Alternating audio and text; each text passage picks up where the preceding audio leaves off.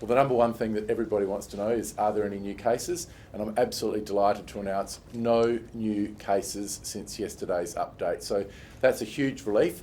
It's certainly a huge relief for me and my team, and I know it will be a huge relief for all South Australians.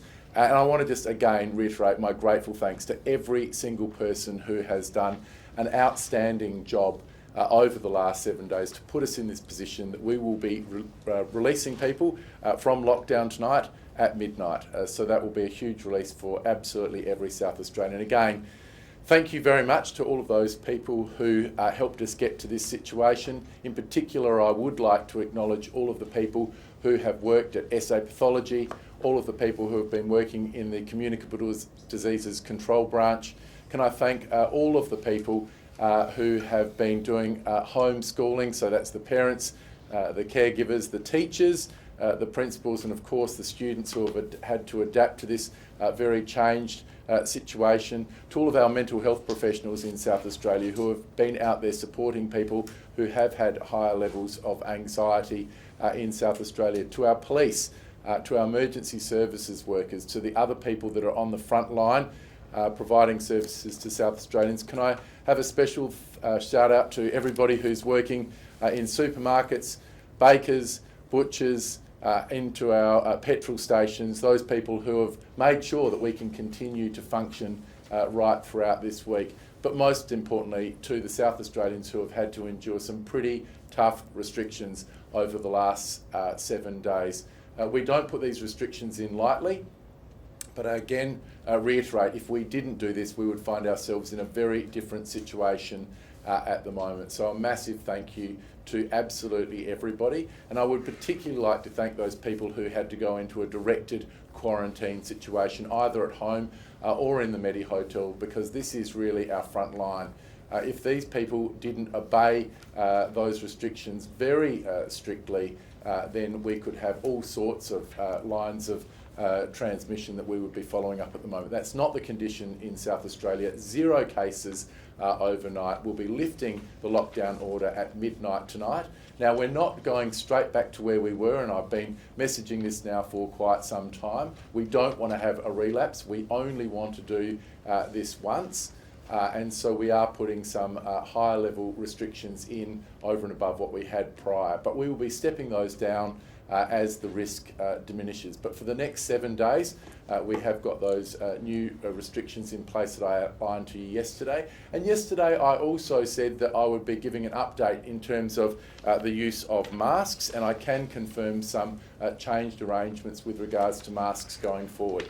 And look, the reality is, as I said yesterday, I think we're going to be getting used to seeing far more masks around South Australia in the coming weeks. We know that the situation in Australia is not improving in New South Wales at the moment, so we do need to be at a higher level readiness than perhaps where we were 3 or 4 weeks ago. So masks will be mandatory in the following settings: high-risk settings, including care facilities, personal care services. So if you're going off to the hairdressers, we need to see those masks not only on the person providing the service, but also the person receiving the service. In indoor public places where face-to-face interactions with the public take place. So making sure that you've got them on when you're walking around the supermarket, going in and out of shops. This is where it is going to be mandatory. We're also strongly recommending masks in most of the time indoors in your own workplace. It's particularly important when you're in common areas. You might be in the tea room, you might be at the photocopier, you might be in the lift or the foyer area. We want to see that mask on there as well. And we also are going to have advice with regards to schools, and that will be coming directly from the Education Department. The way I like to think of it, there's a new part of the school uniform going forward for secondary students, and that is the face mask for the foreseeable future. It's really important that we have that. We've been sending out masks to schools in South Australia today. In fact, I'm reliably informed 90 pallets of face masks are going to schools with 12 trucks delivering them today right across our secondary schools in South Australia. Of course, we're encouraging people to bring their own cloth masks, but there will be some provision of those masks at our schools for students as well.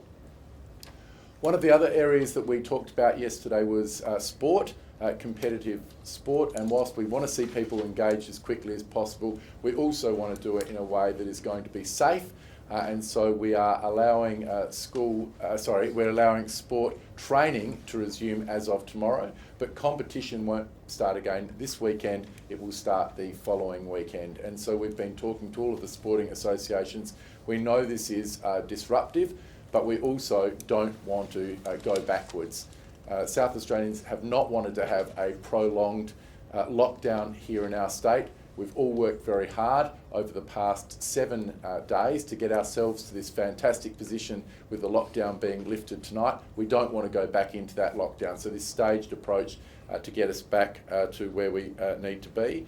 I can also report to you with regards to church services this weekend that the most important restriction to adhere to is 1 per 4 square metres. So church services can continue 1 per 4 square metres, but in terms of singing, no choir singing, no congregational singing. In limited applications, when there is a performer, the performer can, as long as we're quite clear that they can't be too close to other people when doing that singing. So church services will resume this Sunday, and I know many people will be very keen for that.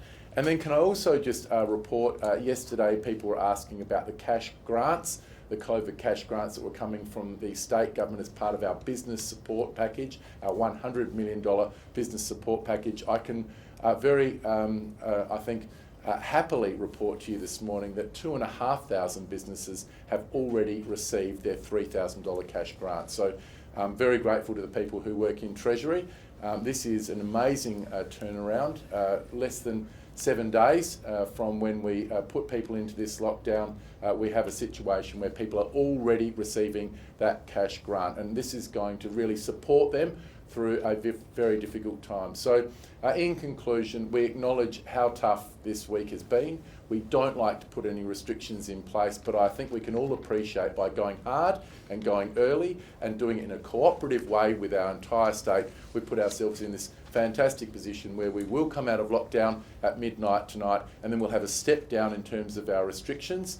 We're just asking people to work with us, especially over the next 7 days when we are still at a heightened risk. We've seen those figures coming out of New South Wales today, another 172 new infections there, 60 had been out in the community. Our thoughts are with people in New South Wales, and perhaps I could just finally finish on the fact that we do have a large number of South Australians who are stranded in New South Wales.